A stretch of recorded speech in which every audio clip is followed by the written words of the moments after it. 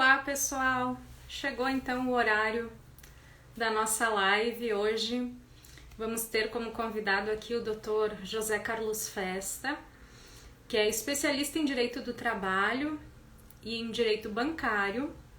E nós vamos então falar sobre os descontos indevidos nos pagamentos dos aposentados e pensionistas. Esse é um tema bastante atual, né? Infelizmente está acontecendo de forma muito corriqueira esses descontos. Como eu trabalho na área do direito previdenciário, eu tenho relatos aí dos meus clientes quase que diariamente, não só de descontos indevidos, mas também a questão aí dos consignados, né? Que sem que o aposentado solicite, são creditados na sua conta bancária. O nosso convidado já chegou então. Vou chamá-lo.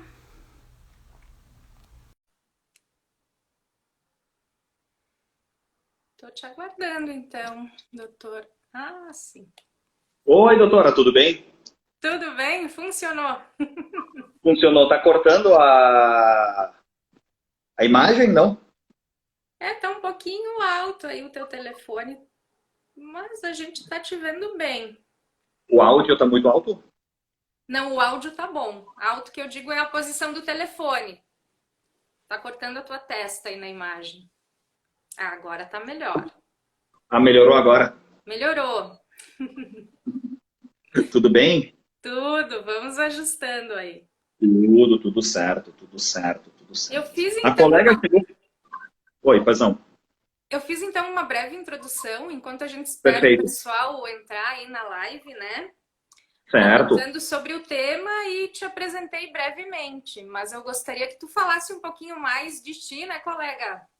Do teu trabalho Claro, aí, as áreas que tu atua, para que o pessoal que ainda não te conhece, te conheça. claro, com certeza. Bom, inicialmente, meu nome é José Carlos Festa. Eu sou advogado aqui no município de Bento Gonçalves.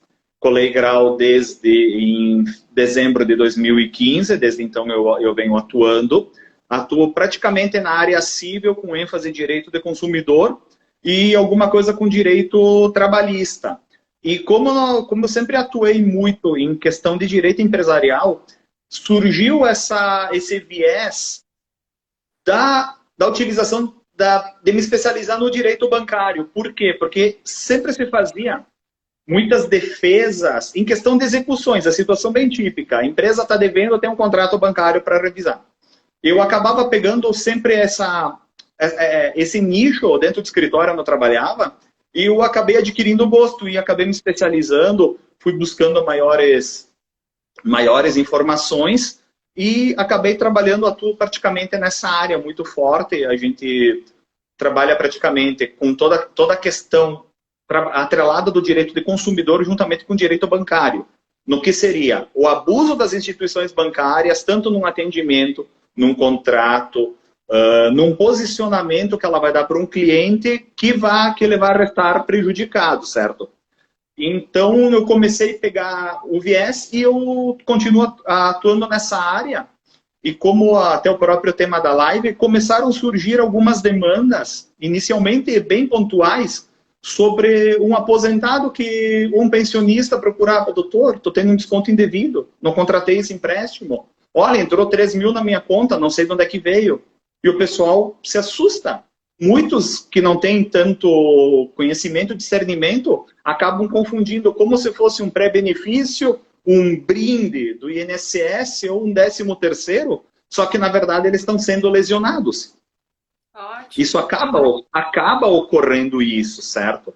E o que se percebe? Se percebe, ultimamente, assim, aumentou muito a procura de pessoas, clientes e até propriamente idosos com intento de tirar dúvida para eles informações por que estava acontecendo isso. Então, agora, né, nessa live, a gente vai especificar um pouquinho, e quero que a colega me corrija também, sobre o desenrolar, o porquê que acontecem esses empréstimos, como é que o banco tem acesso às minhas informações, como é que o banco tal sabe que eu existo pegou todos os meus dados no INSS e imputou um empréstimo de margem de consignado.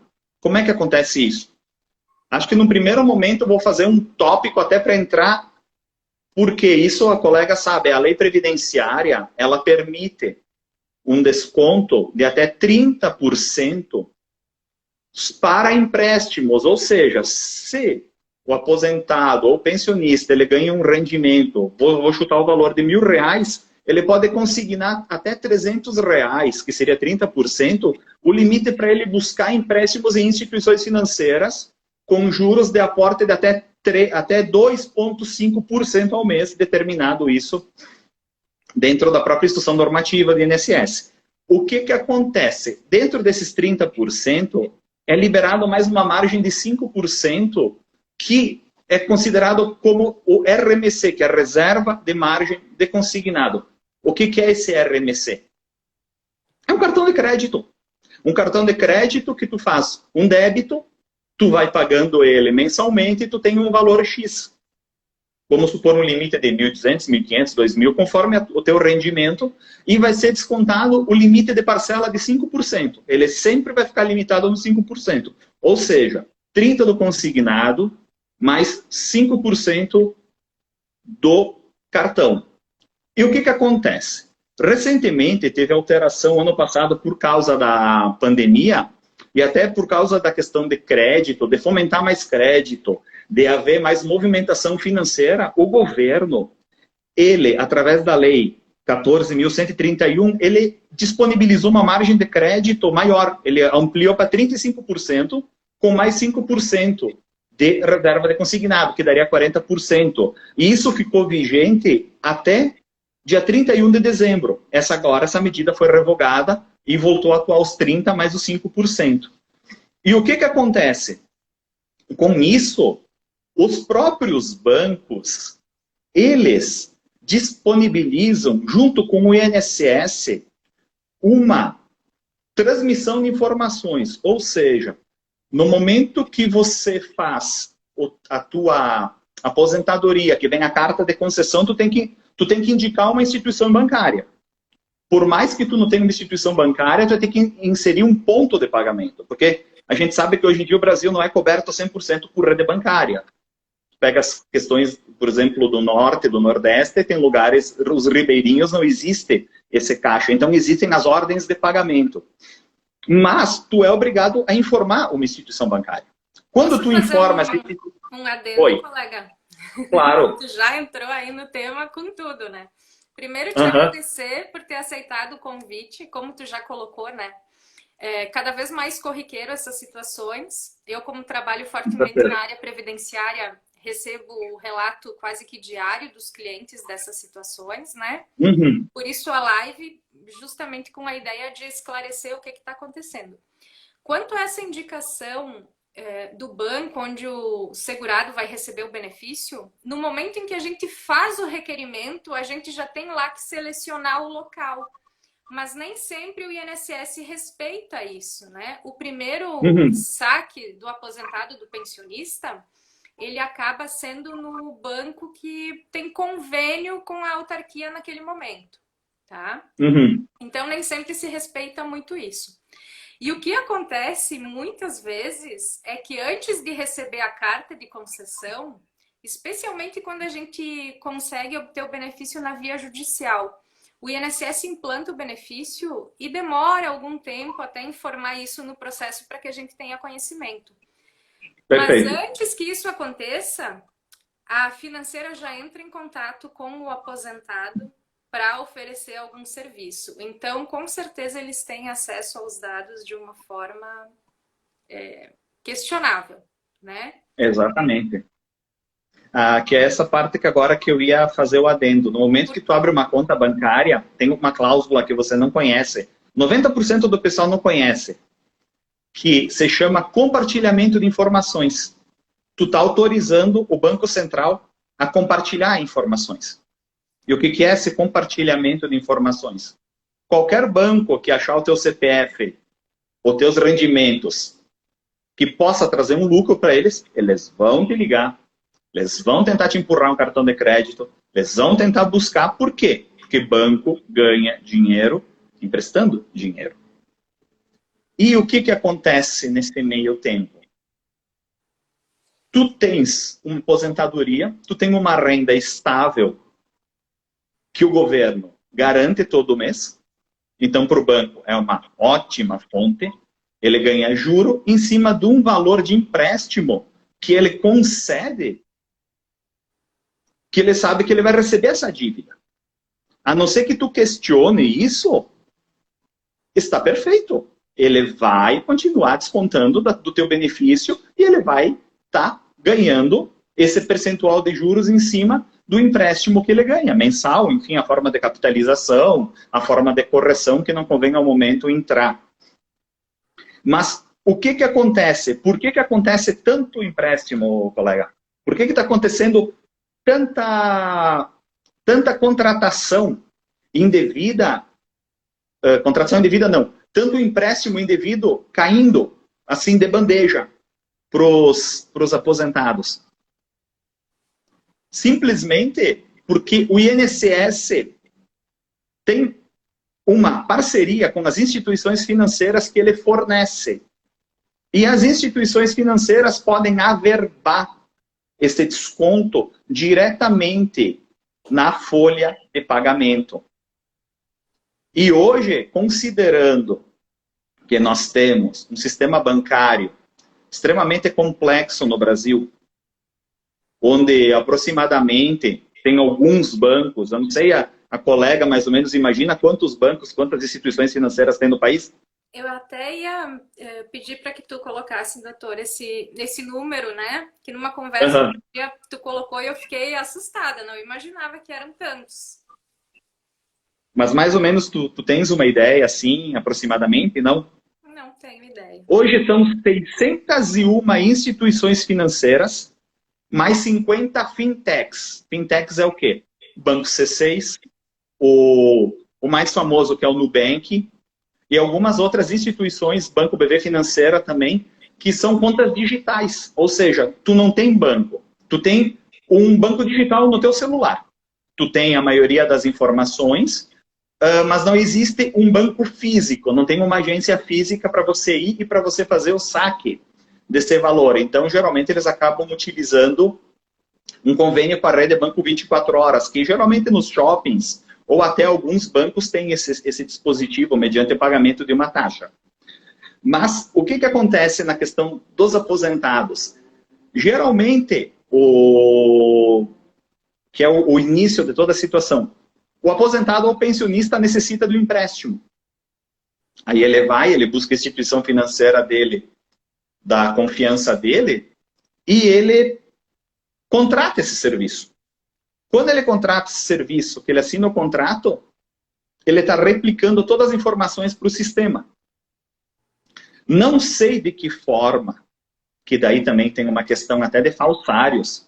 Eu já peguei muitos contratos com assinatura falsificada, assim, pessoas que residem aqui no município e que acabam tendo contratos pactuados em interior do Rio Grande do Norte, agente financeiro, interior de São Paulo, acabam divulgando e aí o que acontece? O pessoal tenta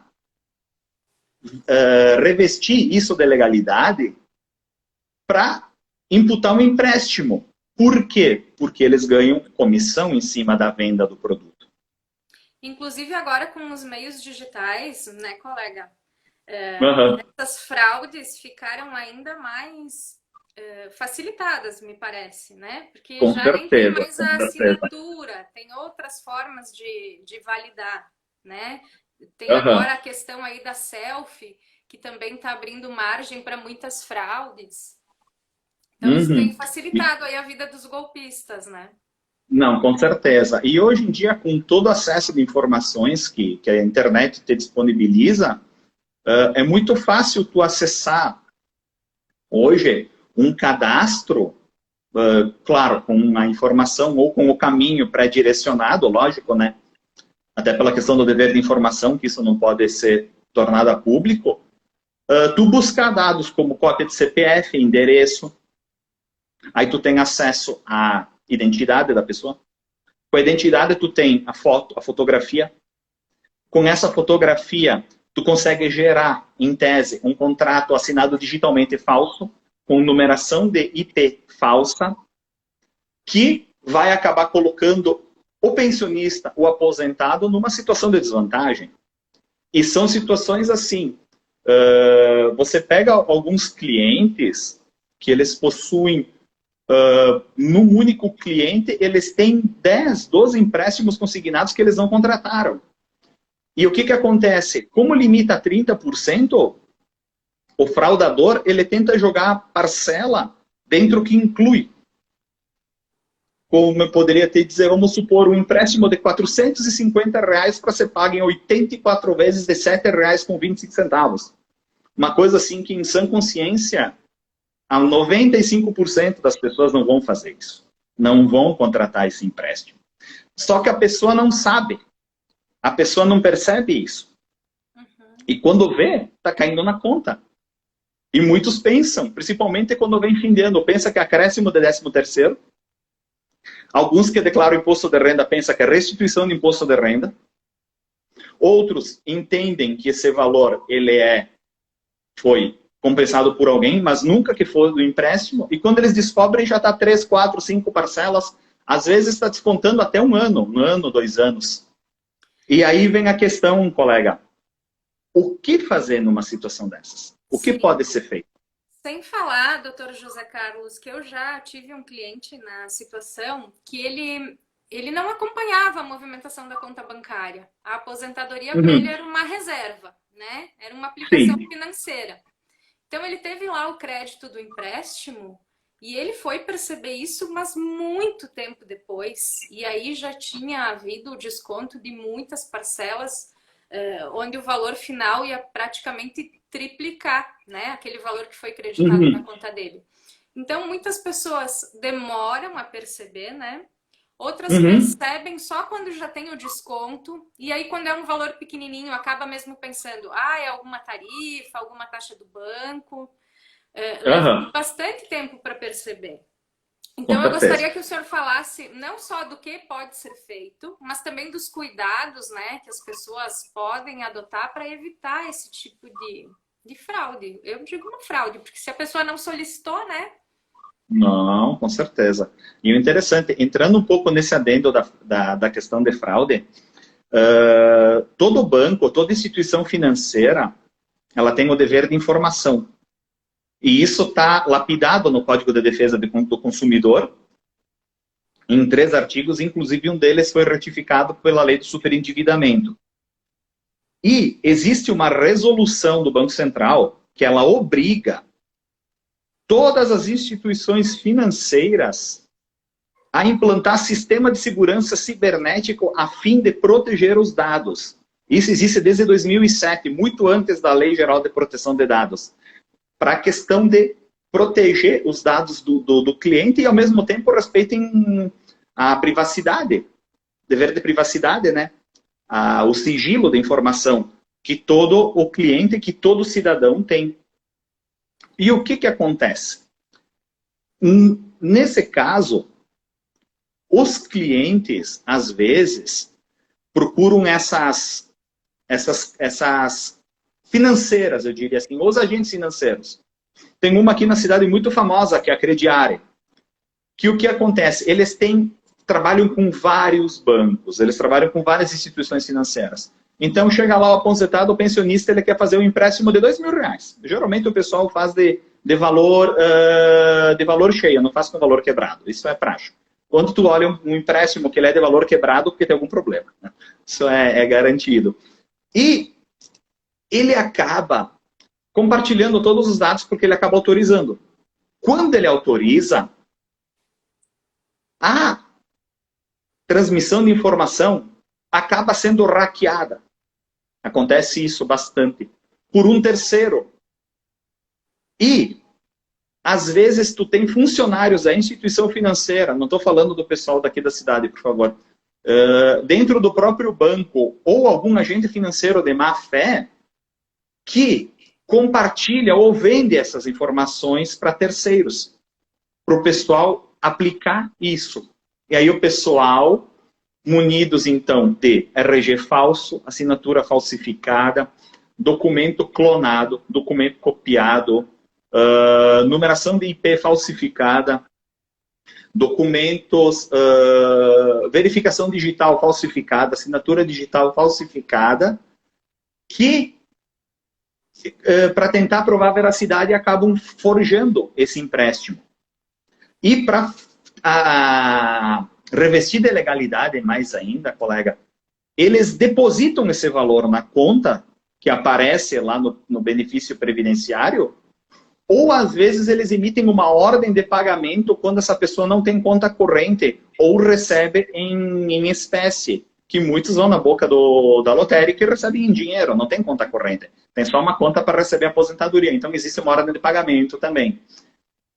E com isso, quando faz um, faz outro, automaticamente o segurado, o beneficiário, o pensionista, ele acaba recebendo vários. E geralmente são as mesmas instituições financeiras que fazem isso, que eu não pretendo citar nome, até por uma questão de um princípio de ética. Mas são sempre as mesmas, né? Eu vou pegar aqui, eu vou mostrar aqui para vocês um caso de uma cliente que me procurou. Ela recebia na época R$1.100. Conseguimos suspender todos os descontos por margem, por decisão judicial. Então ela tem, vou mostrar aqui para vocês, até para vocês verificarem. Bom, ela tem 1, 2, 3, 4, 5, 6, 7, 8, 9 empréstimos que ela não solicitou. Nossa. Valores: 84 parcelas de 16,94. 72 parcelas de 12,30. Tem um aqui que ele é assim, tu não entende como é que eles eram. 72 parcelas de R$5,10 para o empréstimo de 182,27. E ela tem também o cartão que ela não solicitou, que estão descontando para ela, desde o ano de 2017, R$55 mensais. Nossa. Então, assim, ela acabava recebendo o valor aquém dos 35% permitido por lei. Ela estava recebendo, na época ela recebia um salário mínimo, estava 1.100. Ela recebia em torno dos 400, R$450. Com o remédio jurídico, foi pedida ação anulatória e foi conseguido sustar esse valor, readequar esses empréstimos para dentro do limite legal e depois buscar o remédio jurídico para quê? Para questionar todos esses empréstimos, porque ela não fez nenhum. Quando ela chegou aqui, uma senhora semi-analfabeta, ela não entrou em prantos aqui porque ela é uma pessoa já com uma postura, mas ela estava assim, extremamente abalada. E o interessante é que um desses agentes financeiros aqui, ele imputou ele sozinho 4 empréstimos, e esses 4 empréstimos, todos falsificados digitalmente, com selfie. A senhora nem telefone celular tem. Ela não tem telefone celular, ela nunca teve, o marido tem, não tem WhatsApp, não tem aplicativo, não tem navegação de internet. É o típico telefone celular que é para fazer ligação e receber ligação. Para a colega ter uma ideia, nem SMS ele não manda aquele aparelho, de tão antigo que é. E como é que ela conseguiu fazer uma contratação digital? É chocante, né? Ainda mais quando tu relata a situação da pessoa e o impacto financeiro que isso gerou, Nossa, né? A com renda certeza. dela mensal, imagino as dificuldades que ela tenha enfrentado, né? E por Com ser uma certeza. pessoa ainda com pouco grau de instrução, deve ter demorado para perceber, de saber que ajuda a procurar, né? Mas enfim, que Sim. bom que ela adotou o caminho certo. Então, doutor, Isso. explica pra gente, por favor, aproveitando para agradecer aí o pessoal que está assistindo a nossa live, né? Eu tô vendo que tem vários colegas nos prestigiando, fico muito grata, né? Vários seguidores. Já deixo à disposição os comentários, se quiserem fazer algum questionamento, né? A gente vai respondendo aqui durante Com certeza. o nosso bate-papo. Mas então explica, doutor. Verifiquei lá no meu benefício que entrou um valor que eu não solicitei. Qual é o primeiro passo que eu devo adotar para solucionar essa questão? Uma situação bem típica. Você sabe, geralmente, a grande massa dos pensionistas, dos aposentados, recebem valores, 2 salários, um salário e meio. Então, eles já têm uma percepção do valor que eles ganham. Do nada, essa renda foi vilipendiada pela metade, ou caiu muito. O que acontece? Recebeu esse valor no banco, recebeu esse valor em conta, primeiro passo, não usar esse dinheiro. Tentar não usar. Muitas vezes o pessoal acaba gastando, até por uma questão de necessidade e por falta de informação, né? Com isso, se dirigir até uma agência do INSS, buscar um documento chamado extrato de empréstimo consignado, com um servidor da autarquia, ele vai imprimir ou ele vai gerar uma senha de acesso virtual. Com isso, você vai ter acesso a essa documentação, essa listagem. Lá vai aparecer o dia que foi feito o empréstimo, o dia que esse empréstimo ele foi averbado no INSS, incluído o valor da parcela mensal, o valor total que foi creditado. O número do empréstimo... Só aproveitando, colega, esse extrato ele já está também disponível através do site e do aplicativo Meu INSS, né? Para quem já tem lá o acesso com senha, consegue, sem ter que se deslocar à agência, porque a gente sabe que o atendimento presencial está cada vez mais difícil, né? Mas no site e no aplicativo já tem disponível esse extrato para o aposentado e para o pensionista consultar. Claro. E de posse dessa informação, ele pode questionar o próprio INSS, porque o INSS tem uma responsabilização na manutenção desses dados, e depois buscar o órgão competente. Ele pode buscar o PROCON, para fazer essa reclamação, com essa reclamação aguardar a resposta, ver o que o banco diz, ou então tem uma outra ferramenta virtual chamada consumidor.gov, no qual o próprio aposentado pensionista, ou com auxílio de parentes também, ele pode fazer o cadastro e solicitar que esse banco, que essa instituição financeira, preste informações daquele valor, o porquê que foi contratado, o porquê que esse valor entrou em conta, qual o motivo, e questionar, porque, poxa, eu não contratei, eu não fiz empréstimo, como é que entrou X valor na minha conta?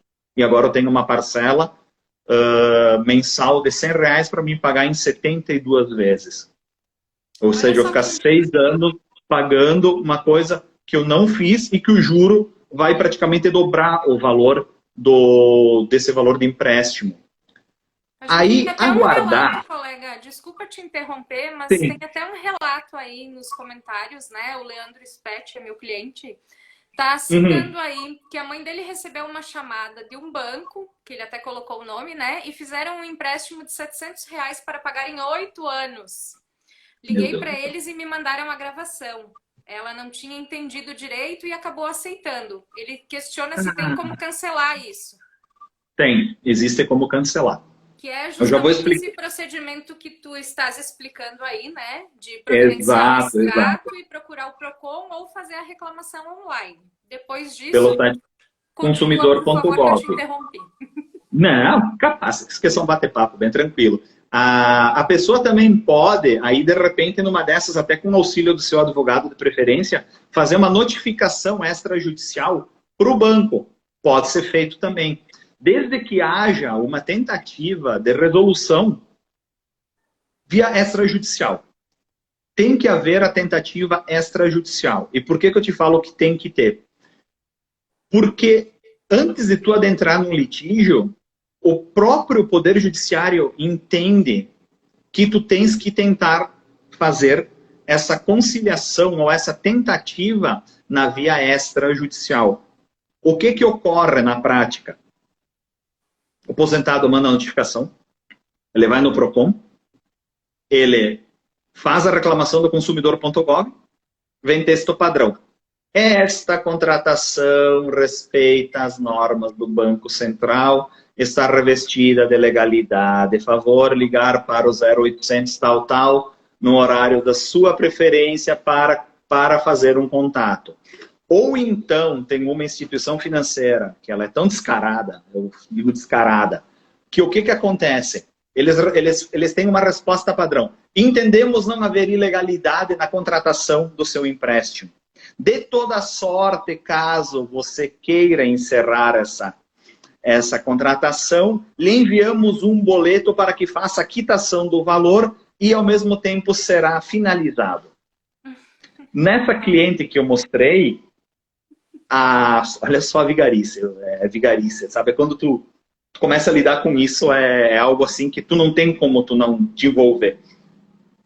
O empréstimo foi de R$ 2.100. Já tinham descontado 5 parcelas. O boleto veio de 2.850 para quitação. Nossa. Absurdo, absurdo. Então, com isso, você faz um remédio jurídico,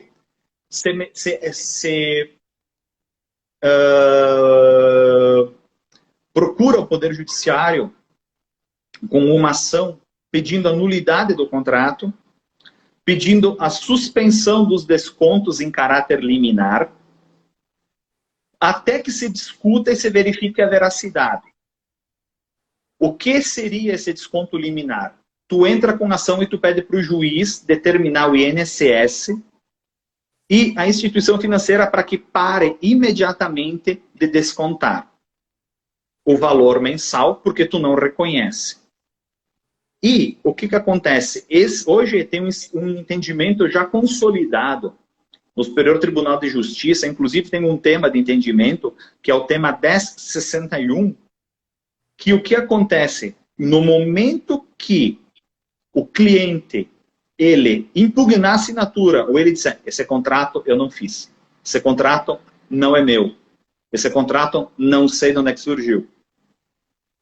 O ônus da prova recai sobre o banco. O banco tem que provar que foi o cliente que contratou esse empréstimo, que foi o cliente que buscou a instituição financeira, que fez esse empréstimo e que sabia de todos os termos. 99% das vezes, não. O cliente não sabia, desconhece o nome do banco, não faz a menor ideia qual é o banco raio que parta, qual que é, não faz a menor ideia de como esse valor entrou. E quando tentam ligar no 0800 que eles informam no call center, geralmente não conseguem ligação. Ou ficam 40, 30 minutos esperando, aí, disque 4, disque 5, disque 6, disque 8, pum, cai a ligação. Eu já tive relatos, colega, de um cliente que a gente fez 3 ações anulatórias, ele anotou, ele ficou numa semana, ele ficou 4h30 tentando ligar para o 0800 do banco, até um banco famoso. E simplesmente ele não conseguia finalizar. Não conseguia encerrar, não conseguia cancelar isso. Então, uma situação assim muito constrangedora. Por quê? Desvio do tempo produtivo. Ele perdeu um tempo que ele podia estar utilizando para alguma coisa, para fazer uma atividade particular, tentando resolver essa situação. Ou seja, todas essas condutas, elas esbarram em uma questão da responsabilização bancária. Porque todas as instituições financeiras, contratos firmados entre instituições financeiras e pessoas jurídicas e físicas, eles são regidos pelo Código de Defesa do Consumidor. Tem o facilitador da norma, a mesma empresa, tem a interpretação. Por quê? Tu tens, agora eu vou citar um exemplo bem prático. Tu tens a estrutura que tem um Banco do Brasil, um Bradesco, um Itaú, uma Caixa Federal, um Banco Santander, um Banco Safra, que está vindo muito forte, contra o seu João da Silva, aposentado, que tem um empréstimo e que ele tem um celular que ele mal consegue receber e ele é até semi-analfabeto, ele não consegue interpretar. O ônus recai para cima da instituição bancária. pela capacidade de poder produzir a prova. Então, isso acaba recaindo para cima do banco, e o banco tem o ônus de provar. Não, foi você que contratou, foi você que veio atrás, foi você que quis esse empréstimo. Com essa ação judicial, no momento que se pede essa liminar, e agora voltando a falar o porquê que não se deve gastar o valor, você consigna esse valor em juízo, faz ação e fala para o juiz, ó juiz, eu não peguei esse empréstimo, quero depositar judicialmente para provar a minha boa-fé, para poder fundamentar o pedido de suspensão de tutela de urgência. Com isso, 98% dos despachos eles intimam o próprio INSS, a instituição financeira e o Serasa, para que seja retirado o nome em caso de uma inscrição indevida. Aí vem a chave da questão. O banco, em sede de defesa, argue que sim, foi você que contratou, está aqui o contrato, está aqui, junta toda a documentação. Muitas vezes não juntam, tá? Já aconteceu situações de tu fazer ação, simplesmente eles fazem a contestação, a defesa, e não juntam documento nenhum. Aí, revelia e confissão. Aplica-se as penas de confissão do artigo 400. Por causa da presunção da prova, que o banco tem o ônus de provar que tu que contratou. Com isso, o que acontece? Nas questões em que há um contrato juntado, com uma assinatura grotescamente falsificada, ou com uma confirmação digital de que foi feito via identificação via selfie, com numeração de IP, o que acontece? Esse contrato, ele tem que passar por uma perícia, por um perito de confiança do juízo, para ser averiguada a legitimidade do contrato. Então, se determina que um perito judicial faça essa perícia, ela é determinada nos autos, e aí 99% geralmente são contratos falsificados. E aí tem a sentença de condenação, restituição dos valores descontados indevidamente, mais aplicação de dano moral.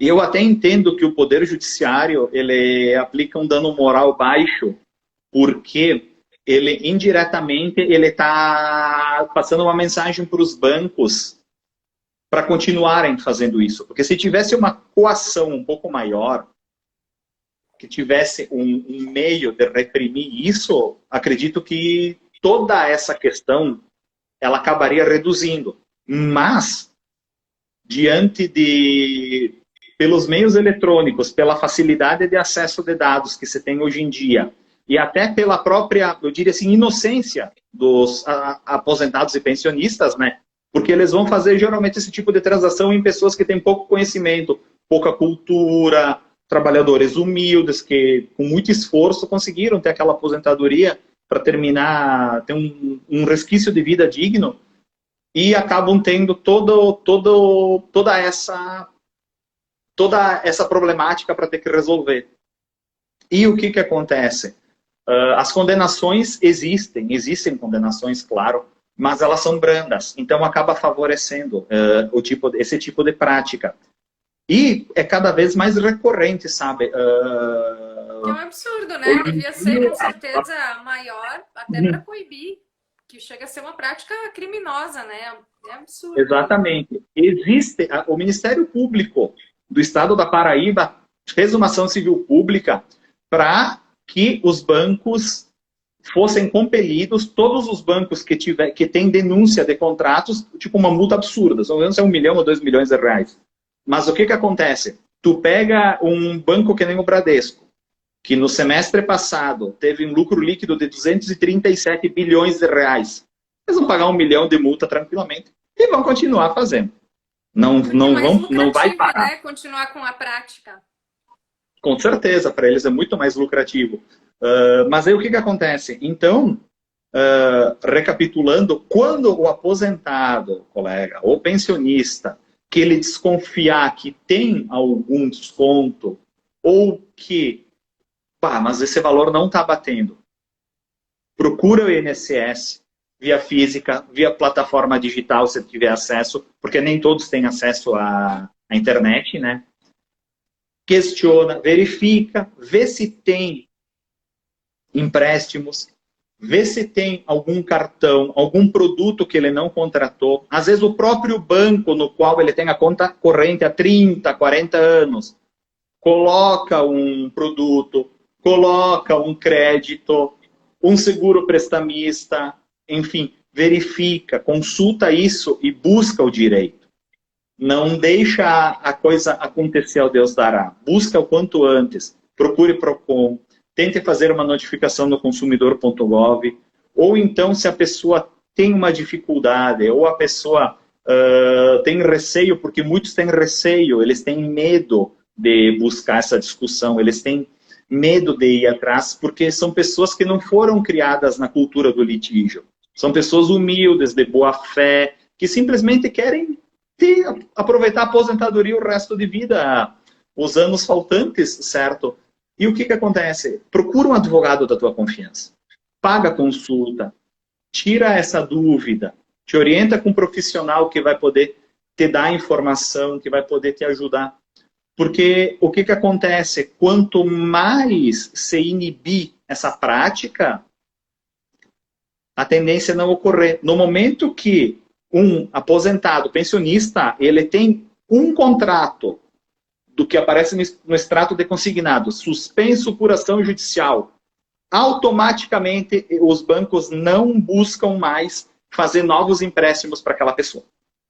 Isso é praxe. Já todos que eu manejei ação, todos os que eu estou acompanhando nos diversos casos que eu tenho em andamento, no momento que você faz isso, bloqueia, não fazem mais empréstimo. É muito difícil mesmo, sabe? E existe aqui no Rio Grande do Sul, ainda não conseguiram identificar, mas identificaram que existe uma quadrilha de falsários que forja os contratos digitais. Isso, por enquanto, é uma informação que ela não está divulgada. O Ministério Público está apurando, porque tu tem que identificar, tu tem que personificar o autor do fato do delito, né? E eles continuam fazendo isso. Por isso que tem tantos descontos indevidos e tantos empréstimos que não foram captados. E às vezes tu pega esses mesmos empréstimos, tu faz uma análise breve, tem tarifas que não poderiam ser cobradas, tem a taxa de juros, geralmente ela excede aquilo que o INSS bloqueia, que é especificamente o artigo 115, inciso 5º da Lei 823 de 91, ultrapassa o limite de margem e acaba também gerando um próprio desgaste emocional para esse aposentado e pensionista. Acaba gerando um desgaste emocional. Então, isso é uma coisa que o aposentado, o pensionista, ele tem que buscar uma maneira de poder resolver e não deixar prolongar demais essa situação. Isso, eu até já ia essa é a te dica questionar, que eu dou. A gente tem batido na questão da fraude, né? Aquele empréstimo que o aposentado não solicitou. Mas existem situações, sim, que o empréstimo é solicitado, é feito de forma legal a princípio, né? Mas muitas vezes a gente observa aí algumas questões abusivas, né? Aí o colega até já elencou a questão de tarifas, de juros. Isso também é possível de combater com o mesmo caminho, né? Primeiro tentar uma resolução na via administrativa e, se não for possível, partir para o judicial. Sim, não, com certeza. É plenamente plausível a ação revisional, porque se o aposentado, pensionista ou qualquer pessoa que fez o empréstimo, que buscou o banco para pegar o dinheiro emprestado, ele entender que tem alguma abusividade, pode ser feita uma ação revisional. Aí não se discute a nulidade do contrato, se discute a abusividade das cláusulas que foram imputadas e o que acontece? Aí o banco tem que ressarcir e abater. Isso se faz, lógico, lá no final do processo, após a sentença condenatória transitada e julgada no 2º grau, quando ela volta para a origem, para fazer o cumprimento de sentença. Aí você manda para o contador, perito judicial, ele apura esses valores e aí existe a repetição. geralmente, quando não se constata essa abusividade, no 80% das instituições bancárias vêm com proposta de acordo. Eles mesmos querem resolver. Eles não querem delongar a lida demais. O próprio banco não tem interesse em prolongar a lida. Por quê? Porque todo fim de ano eles têm que provisionar todos os valores que eles emprestam, colega. Vamos supor, o Bradesco emprestou R$1 bilhão. Esse dinheiro, em tese, vem do sistema financeiro nacional, ou seja, é captação de crédito, é cliente que deposita, é dinheiro que entra de imposto, é dinheiro que entra de transferência de terceiro, é dinheiro de movimentação bancária. Quando o banco não consegue liquidar, um ano ele tem que provisionar, ou seja, ele tem que deixar à disposição do Banco Central esse R$1 bilhão para não dar um problema no crash do sistema financeiro nacional, como aconteceu com a Bolsa de 1929 nos Estados Unidos. Ou seja, que é a famosa gerar dinheiro, gerar papel, dinheiro morto, dinheiro que não tem força econômica. Então, no momento que um contrato ele entra nessa situação, o próprio banco busca meios de solucionar. Então, para o banco, não é nem um pouco interessante. Aí, eles tentam fazer uma proposta de acordo, a constatada abusividade, é lógico, né? Fazem proposta de acordo ou se tenta conciliar, porque no momento que tu salda, que tu liquida, tu informa o sistema de liquidação antecipada do Banco Central que o empréstimo foi saldado. É um valor a menos para me provisionar. Eu posso pegar esse dinheiro, posso emprestar para um aplicador, para um fomentador, para uma empresa que precisa de crédito e ganhar dinheiro em cima desse dinheiro. Entendi. Também é comum, infelizmente, né? Muito, muito comum. Muito, muito comum. Mas voltando a falar da questão dos pensionistas, colega, uma coisa assim conforme eu já falei, que você percebe bastante, é que a pandemia, ela facilitou muito o acesso à internet, ela acabou isolando as pessoas, mas as pessoas acabaram buscando entretenimento em internet. E o que acontece? Às vezes tu recebe um phishing, às vezes tu recebe um arquivo, tu recebe um WhatsApp e tu tem o teu WhatsApp clonado, o teu telefone clonado. E isso também abre lastro para que os bancos, que os agentes bancários imbuídos de má vontade falsifiquem os contratos. Muitas vezes o idoso perfeito, ele tem o celular, ele tem o Instagram, ele tem rede social, ok, mas ele nunca contratou. O falsário adentra no celular dele, consegue buscar cópia de identidade, que hoje em dia tu tens a CNH digital, consegue buscar informações, consegue buscar fotografias e consegue buscar localização. E aí eles forjam o IP, forjam o mapa para dar veracidade a esse contrato. Que isso somente vai poder ser visualizado após perícia digital ou perícia grafotécnica, né? No caso do contrato com assinatura assim grotesca. Nesse sentido, então assim, ó, e o banco, eles têm dever, eles têm que responder, eles respondem por danos geral, assim, ó, todo banco, quando o cliente recebe uma fraude que foi cometida por um funcionário ou um agente financeiro que representa ele, o banco automaticamente responde. Isso tem súmula 479 da STJ. A situação bem típica. A pessoa vai lá, tira extrato de conta, sumiu o valor. Eu não retirei.